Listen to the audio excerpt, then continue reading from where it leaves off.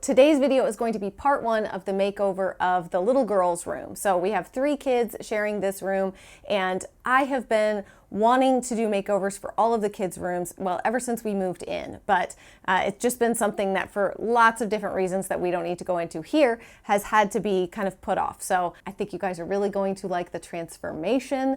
This was such a fun makeover for me. All things little girls is always just so fun for me. The room makeovers and all of that. In our last house, I loved doing Rosie's room for her, and then when I did the twins' room for them, and now they are sharing a room, so I kind of got to blend all of the things that they love together into one space. Okay, let's just go ahead and jump in, and I will kind of explain everything as we go. Okay, so I just wanted to give you guys a peek at what the room looked like before. As you can see, it's very plain and nothing much going on in here. Like I said, I've known we wanted to make over this room since we first moved in. I just wasn't sure exactly what I wanted to do. These loft beds, I kind of had hoped that they would work out, but because they do give the kids a lot more floor space, but I don't love the mattress on the floor underneath, and it just ultimately, the size and weight limit and all of that, I knew they weren't going to work for the long term. So kind of my first step is honestly just to get these cleaned up, taken apart, and then I was planning to post them on like Facebook Marketplace, which is why you'll see that I take so much tedious care to clean them so very well.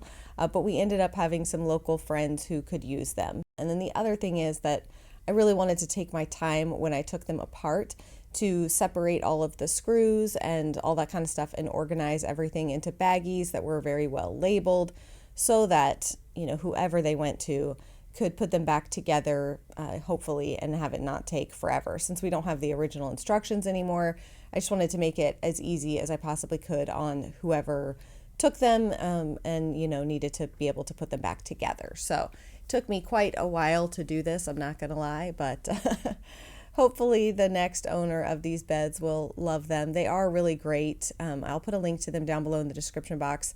I believe I got these from Amazon, and they're great if you need space, lots of floor space. And I think if we had only had 2 kids in this room that would be sleeping in the upper beds, and then beneath we could make like little reading nooks and stuff like that, then they totally would have worked out. But needing to have 4 kids sleep in them just didn't end up working out. And we'll only have 3 kids in this room after the room makeover is done.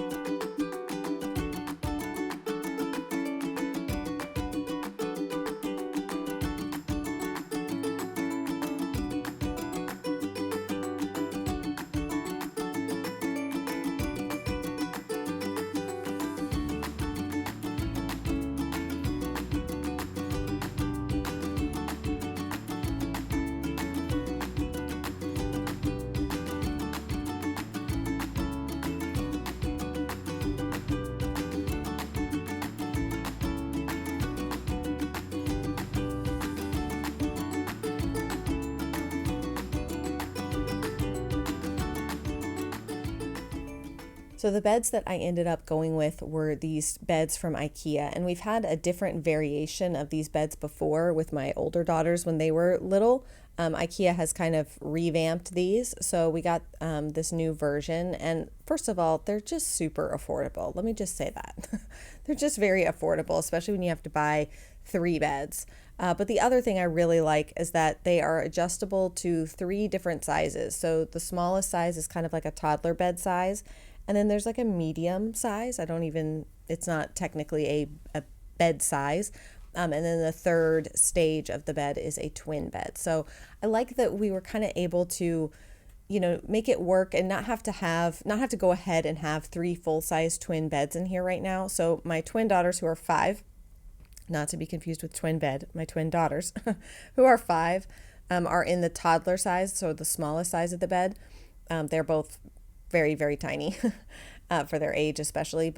And then my daughter Rosie, who is 11, but she's very, very small as well. She's, more like the size of a 6-7-year-old. she's in the medium size of the bed. So at some point, they'll all be able to stretch out into the full twin, but for right now, I'm able to save them some space in here by, making the beds adjustable to the size that they need. So, and also, the IKEA beds aren't too terrible to put together. It's just kind of like once you get the flow, once you figure one out, then the rest tend to go a little faster. But, building IKEA furniture, we've all seen the memes, okay? We know.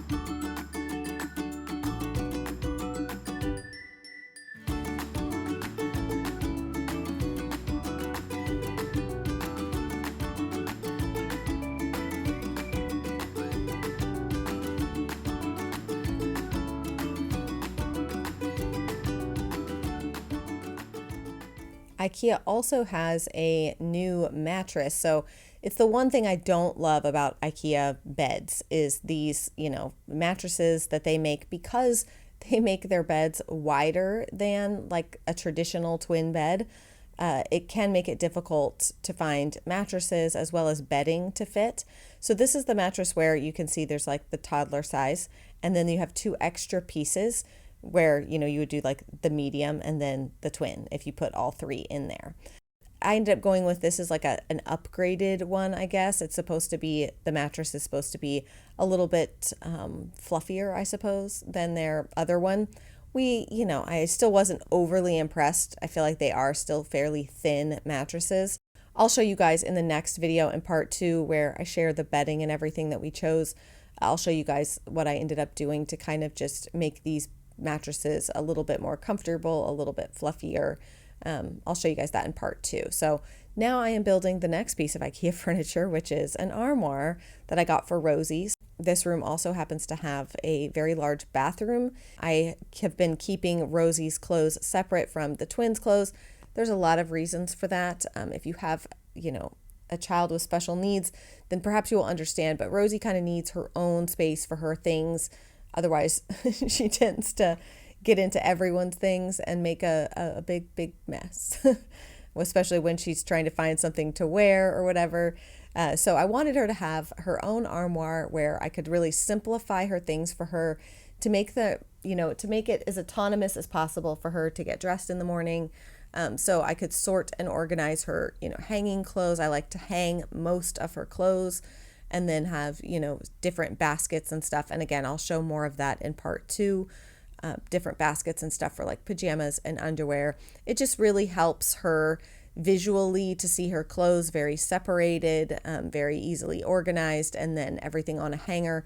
That's a lot easier for her to put things on a hanger or take things off a hanger in order to keep them kind of organized, if that makes sense. So this armoire was a really great price.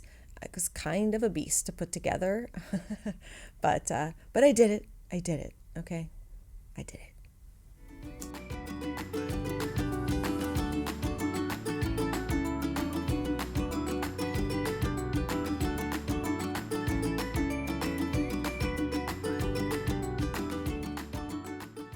My big floof joined me, and after a day of putting together IKEA furniture, I was pooped and needed some big floof snuggles, and apparently he needed a massage.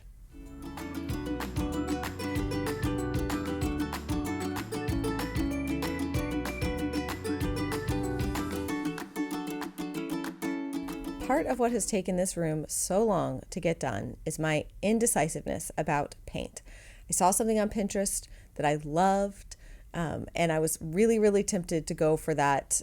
You can kind of see it at the top, the purpley pink, but it still just wasn't quite right. I wanted to show you guys these weird like stains that are coming through the wood. Apparently that's a thing, and I'll show you. Before I paint them, I put a kind of sealant over it. I realized I had the wrong size screwdriver, so we're just gonna stop and have an irritated licorice snacking moment.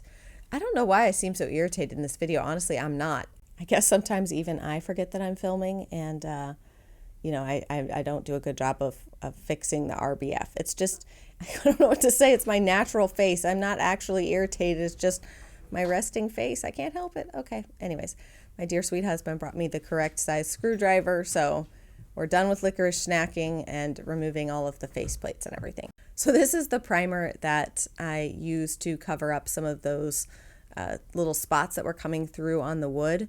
And I did probably actually like 2 or 3 coats of this over the different spots that had been coming through on the wood before I painted the trim. So I just wanted to give this lots of time to dry and make sure it was going to work while I painted the main walls of the bedroom.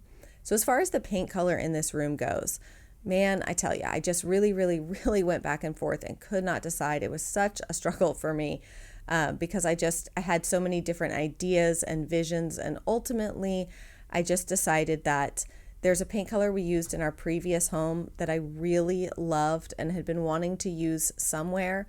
And when I kind of thought about all the different options and stuff for this room, I kept coming back to that paint color. And that paint color is Benjamin Moore Sea Salt. Now, the funny thing is, when I went to the paint store to get it mixed up, the guy, I asked him if he wanted me to give him the number or whatever. And he's like, oh, no, I know that color. And he gives me the can. I mean, I just trusted him, went home and realized he gave me Sherwin Williams Sea Salt, which is kind of like a creamy white. So I ended up going to a different store and getting sea salt. Actually, wait a minute, maybe I'm mixing that up. I think I'm mixing that up. It's Sherwin Williams Sea Salt is a blue color. Benjamin Moore Sea Salt is the white color. So I ended up going to the Sherwin Williams store to get the sea salt color mixed there because I just thought, I'm not fooling with you people anymore. But I ended up really loving the Benjamin Moore Sea Salt for the trim paint. So the wall color and the trim color in this room are both sea salt. Just one is Benjamin Moore and one is Sherwin Williams. I thought that was kind of funny.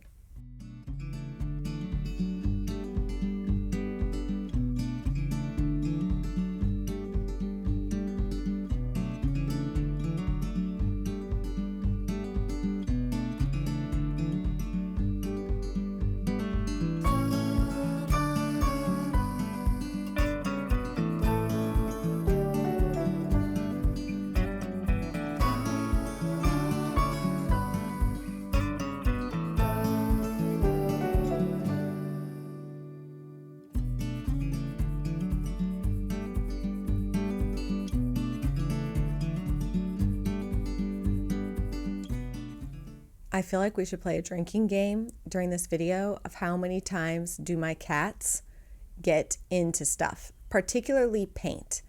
As I was editing this, I was cracking up at how many times my cats make an appearance. And I don't even know that while I was doing the various projects, I realized that they were there. They just seem to appear every time I'm doing a project. It's just cats. There they are, cats.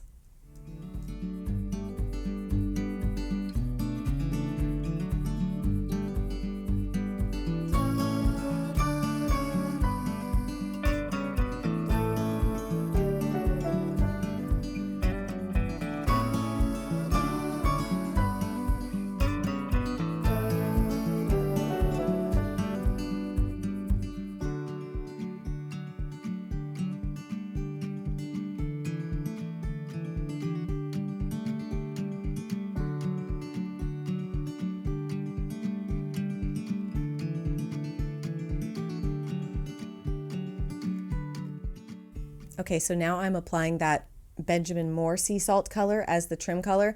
And I have to be honest, I was really concerned because there is a lot of trim in this room. There's a lot of thicker molding in this room. I wanted it to be, especially with the sea salt, I really wanted kind of a warmer white. I didn't want such a stark contrast, but I also didn't want it to be too creamy and yellow. Oh, there's another cat. I didn't want it to be too creamy and yellow. I wanted it to be, I don't know how to explain it, but just a very softly warmish white. And I have to tell you that I feel like this Benjamin Moore Sea Salt color was perfect. So talk about your Bob Ross happy accidents. That was a Bob Ross happy accident.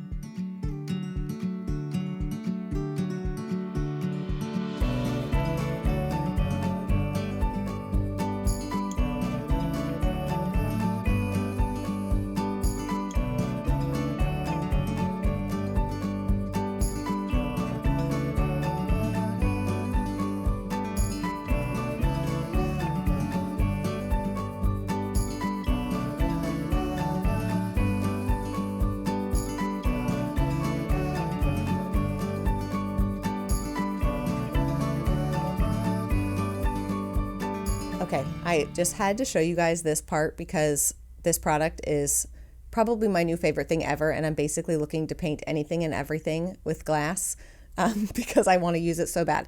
I didn't use it entirely correctly this time, but you'll just have to trust me. This is basically like a window masking paint stuff. So you paint this on. It's a very like thick, goopy, almost glue-like texture. You need to paint it on very thick. I was trying to be a little bit too conservative with it. I think you need to liberally apply this stuff in order for it to peel off correctly. But if you have windows like this with all this different, my brain, I don't know why I can't think of the word I'm looking for, but you know, the little wood pieces that would be very difficult to paint. Otherwise, you paint that masking stuff on, then you can just go ham and paint your window. You can get paint everywhere. Doesn't matter. Then I used an X-Acto knife to score the edges, and then you just peel. Now, it shouldn't be as much work as it was for me here because I didn't put it on thick enough. But in the areas where it is thick, you'll see that it just completely peels away. Oh gosh, it reminds me of being in like 5th and 6th grade when we used to take Elmer's glue and put a thin layer over our hand and then peel it away. Anybody else? No? Yes? Okay. Anyways, this is so satisfying to do. Oh my gosh, I can't even tell you. Oh, love it.